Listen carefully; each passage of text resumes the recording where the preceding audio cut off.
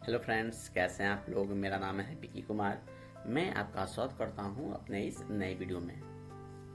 आज हमारा जो टॉपिक होने वाला है, आज हम एक न्यू टॉपिक को लेकर आए हैं जो कि सीटेट एग्जाम से होने वाले हैं। जैसा कि आपको पता है, जो सीटेट एग्जाम में है वह जुलाई अगस्त के करीब होने वाले हैं। तो हम मुख्य रूप से जो सीटेट एग्जाम है उसके प्रीवियस ईयर क्वेश्चन को लेकर आए हैं, जहां पर हम लोग लगभग 500 से लेकर 600-700 क्वेश्चन प्रैक्टिस करेंगे जो कि सीडीपी से होने वाले हैं।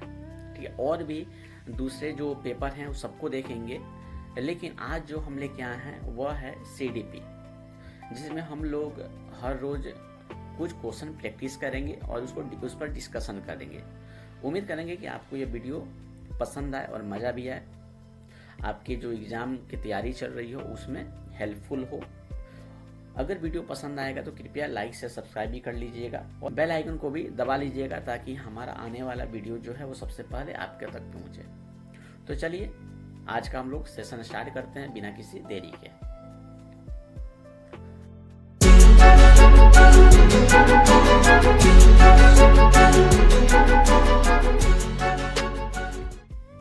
तो आज का हमारा पहला प्रश्न है, what is the age range for adolescence? किशोरावस्था की आयु सीमा क्या है? आपके ऑप्शन है 5 to 12 years, option B 12 to 18 years, option C 18 to 21 years, या ऑप्शन डी अबव 21 ईयर्स। तो यहाँ पर फ्रेंड्स, जो एडोलेंस एज होता है वह 12 से 12 से 18 ईयर्स तक माना जाता है। तो इसका राइट आंसर जो हो जाएगा वो ऑप्शन बी हो जाएगा। ठीक है, चलिए नेक्स्ट क्वेश्चन की तरफ बढ़ते हैं। नेक्स्ट क्वेश्चन है, if a child's mental age is 12 years and chronicle age is 10 years, what is their IQ? यदि एक बच्चे की मानसिक आयु 12 वर्ष है, वास्तविक आयु 10 वर्ष है, तो उसकी जो क्रोनिकल एज है वह क्या होगा, उसका IQ क्या होगी? तो IQ निकालने का एक फॉर्मूला होता है, इसको याद रखिएगा। जो IQ निकाला जाता है उसका फॉर्मूला होता है mental age. Mental age by chronicle age, by chronicle age into 100।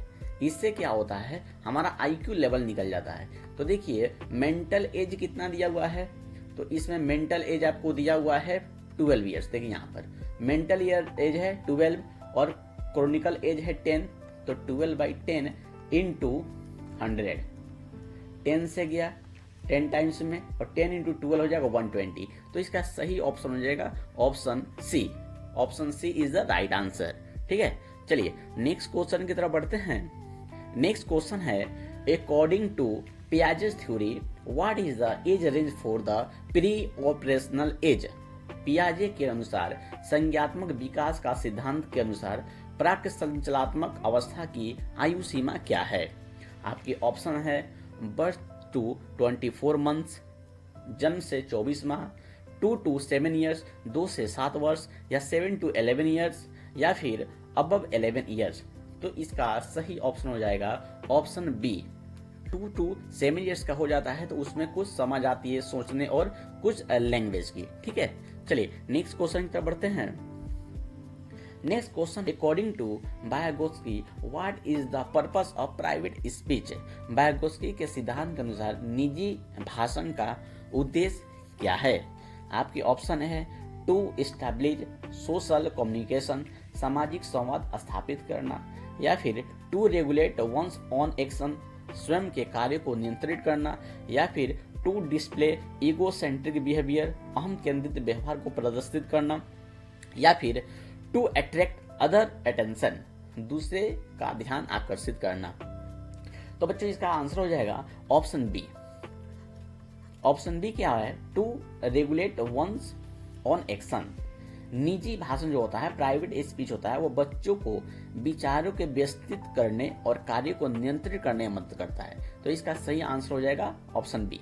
ठीक है, चलिए नेक्स्ट क्वेश्चन की तरफ बढ़ते हैं। नेक्स्ट क्वेश्चन है, what is the main objective of inclusive education? समावेशी शिक्षा का मुख्य उद्देश्य क्या है? आपके ऑप्शन हैं teaching only children with special needs, केवल विशेष आवश्यकता वाले बच्चों को पढ़ाना, या फिर providing education to all children together, सभी बच्चों को एक साथ शिक्षा प्रदान करना, या फिर focusing on high intelligence children, उच्च बुद्धि वाले बच्चों पर ध्यान देना, या फिर education only for normal children, केवल सामान्य बच्चों के लिए शिक्षा। तो इसका सही आंसर हो जाएगा option B, providing education to all children together. Inclusive education का लक्ष्य जो होता है वह सभी बच्चों को समान अपॉर्चुनिटी प्रदान करना होता है, चाहे बच्चों की क्षमता हो या फिर ना हो। ठीक है, सभी बच्चों के लिए सेम रहता है, तो option B is the right answer. ठीक है, चलिए नेक्स्ट क्वेश्चन की तरफ बढ़ते हैं। नेक्स्ट क्वेश्चन है in Kohlberg theory of moral development what characterizes the pre conventional level. Kohlberg के नैतिक विकास के सिद्धांत में प्रथम स्तर की विशेषता क्या है? आपके ऑप्शन है फॉलोइंग सोशल नॉर्म्स, सामाजिक नियमों का पालन, option B behaviour based on rewards and punishment, पुरस्कार और दंड पर आधारित व्यवहार, या option C decision based on morality, नैतिकता पर आधारित निर्णय, या option D adherence to social contract, सामाजिक अनुबंध का पालन। तो इसका सही आंसर हो जाएगा option B behaviour based on reward and punishment. Pre conventional level पर बच्चे दंड से बचने या पुरस्कार प्राप्त करने के लिए नैतिक निर्णय करते रहते हैं, कुछ कुछ बहाना या फिर कोई भी अपना निर्णय लेते रहते हैं। तो इसका सही आंसर हो जाएगा option B behaviour based on rewards and punishment. ठीक है, चलिए नेक्स्ट क्वेश्चन की तरफ बढ़ते हैं। नेक्स्ट क्वेश्चन है कि a child talks to themselves while folding a t-shirt, this behavior indicate। जब एक बच्चा अपने टी शर्ट मोड़ते समय स्वयं से खुद से बात करता है, यह व्यवहार क्या दर्शाता है? तो इसका ऑप्शन है ईगो सेंट्रिक स्पीच, अहम केंद्रित भाषण, या ऑप्शन बी प्राइवेट स्पीच, निजी भाषण, या ऑप्शन सी सोशल कम्युनिकेशन, सामाजिक संवाद, या option D imitation of parents, माता पिता की नकल। तो इसका सही आंसर हो जाएगा ऑप्शन बी प्राइवेट स्पीच। ठीक है, चलिए नेक्स्ट क्वेश्चन की तरफ बढ़ते हैं। नेक्स्ट क्वेश्चन है कि how many types of intelligence are included in Gardner's multiple intelligence theory. जो गार्डनर थे, गार्डनर के बहुबुद्धि सिद्धांत में कितनी प्रकार की बुद्धियां शामिल है, कितने प्रकार के इंटेलिजेंस शामिल है? तो इसके ऑप्शन है option A 5, option B 7, option C 8, या ऑप्शन डी 10। तो इसका सही ऑप्शन हो जाएगा ऑप्शन सी टोटल 8। ठीक है, चलिए नेक्स्ट क्वेश्चन की तरफ बढ़ते हैं। नेक्स्ट क्वेश्चन है what is the highest level in Bloom's cognitive domain. Bloom के संज्ञात्मक क्षेत्र में उच्चतम स्तर क्या है? आपके ऑप्शन है ए नॉलेज ज्ञान, ऑप्शन बी एनालिसिस विश्लेषण, ऑप्शन सी इवेल्युएशन मूल्यांकन, या ऑप्शन डी क्रिएशन सृजन। तो इसका सही ऑप्शन हो जाएगा ऑप्शन डी क्रिएशन। ठीक है, चलिए नेक्स्ट क्वेश्चन की तरफ बढ़ते हैं। नेक्स्ट क्वेश्चन है a child writes letter backward और as a mirror image in their notebook, this indicate. एक बच्चा कि जब कोई बच्चा है उसके नोटबुक में उल्टे अक्षर या दर्पण की छवि गलतियां दिखती है, तो इसको क्या हम बोल सकते हैं, क्या दर्शाता है? आपके ऑप्शन है dyslexia, option B normal development phase, सामान्य विकासात्मक चलन, या ऑप्शन सी मेंटल रिटार्डेशन मानसिक मंदता, या ऑप्शन डी विजुअल एम्पेयरमेंट दृश्य अक्षमता। तो इसका सही ऑप्शन रहेगा ऑप्शन बी नॉर्मल डेवलपमेंट। वैसे जब छोटे बच्चे हैं वो उल्टा सीधा लिखते लगते हैं, कभी उनको कुछ जैसे बी हो गया, डी में कंफ्यूजन होता है, तो यह क्या है नॉर्मल बात है। इसमें ऑप्शन इसका क्या हो जाएगा, ऑप्शन बी हो जाएगा नॉर्मल डेवलपमेंट। ठीक है, छोटी उम्र में ये सब गलती होता रहता है। चलिए नेक्स्ट क्वेश्चन की तरफ बढ़ते हैं। नेक्स्ट क्वेश्चन है आपके what is the primary factor in primary socialisation. प्राथमिक समाजीकरण का मुख्य कारक क्या है? आपके ऑप्शन है स्कूल, ऑप्शन बी फैमिली परिवार, ऑप्शन डी है पीयर ग्रुप मित्र समूह, या ऑप्शन डी मीडिया। तो इसका सही आंसर हो जाएगा ऑप्शन बी परिवार। परिवार जो होता है वह बच्चे का पहला और सबसे महत्वपूर्ण सामाजिकरण स्रोत होता है। ठीक है, तो इसका सही आंसर हो जाएगा ऑप्शन बी परिवार। चलिए नेक्स्ट क्वेश्चन की तरफ बढ़ते हैं।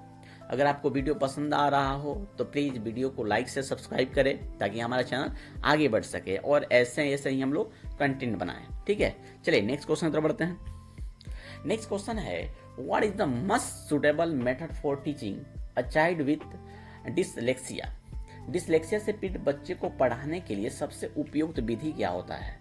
ठीक है, आपके ऑप्शन है ओनली वर्बल इंस्ट्रक्शन, केवल मौखिक निर्देश, क्या हम केवल मौखिक बोलकर पढ़ा सकते हैं, या फिर option B multi sensory teaching, बहुसंवेदी शिक्षण, बहुत सारे उसको ज्ञान देना, या ऑप्शन सी एम्फेसिस और रिटिन टास्क, केवल लिखने पर जोर देना, ऑप्शन डी ग्रुप डिस्कशन समूह चर्चा। तो इसका सही आंसर हो जाएगा option B multi sensory teaching.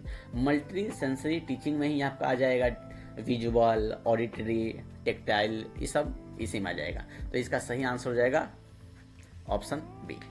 ठीक है, चलिए नेक्स्ट क्वेश्चन की तरफ बढ़ते हैं।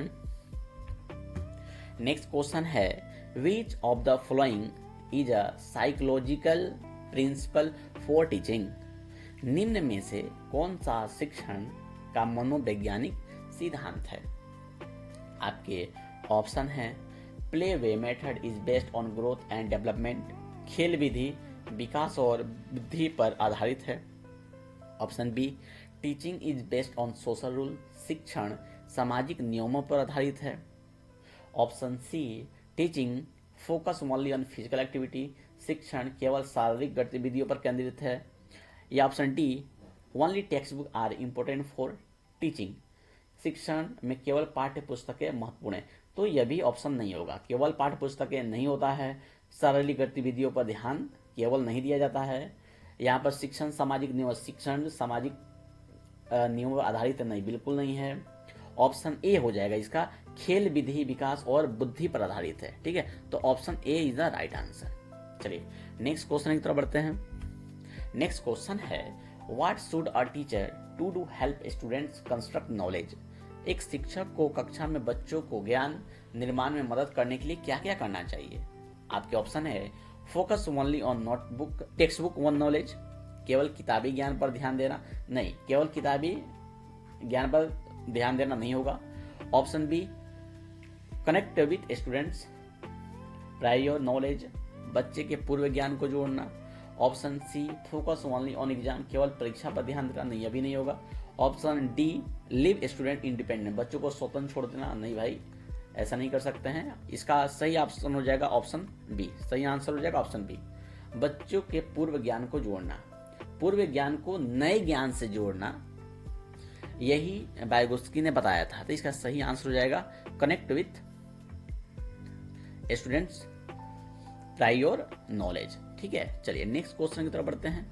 नेक्स्ट क्वेश्चन है अकॉर्डिंग टू एनईपी मतलब national education policy 2020 why are error important. राष्ट्रीय शिक्षा नीति जो है 2020 के अनुसार त्रुटियां एरर महत्वपूर्ण क्यों है। आपके ऑप्शन है टू स्कॉल्ड चिल्ड्रेन, बच्चों को डांटने के लिए, नहीं भाई ये सब नहीं होगा, ऑप्शन ए गलत है, option B to understand children's thinking and find solution, बच्चों की सोच और समझने और समाधान खोजने के लिए, यह तो सही लग रहा है लेकिन और देख लेते हैं। Option two categorize children as pass और फेल, बच्चों को पास फेल में वर्गीकृत करने के लिए, नहीं गलत है। Option D for teacher evaluation, शिक्षक के मूल्यांकन के लिए, नहीं, option B is the right answer to understand children's thinking and find solution. जो एरर होता है वह शिक्षकों को बच्चों की सोच समझने और उसके गलत फहमियों को दूर करने में मदद करती है। तो इसका सही आंसर हो जाएगा ऑप्शन बी। ठीक है, चलिए तो चलिए इसी के साथ आज का हमारा टॉपिक खत्म होता है। इससे आगे हम नेक्स्ट वीडियो में देखेंगे। इसका जो पीडीएफ है आपको टेलीग्राम पर दे दिया जाएगा, वहाँ से आप जाके इसका पीडीएफ डाउनलोड कर सकते हैं। अगर वीडियो पसंद आए हो तो कृपया वीडियो को लाइक से सब्सक्राइब जरूर करें ताकि हमारा चैनल आगे बढ़ सके। तो मिलते हैं हम लोग नेक्स्ट वीडियो में। जय हिंद, धन्यवाद।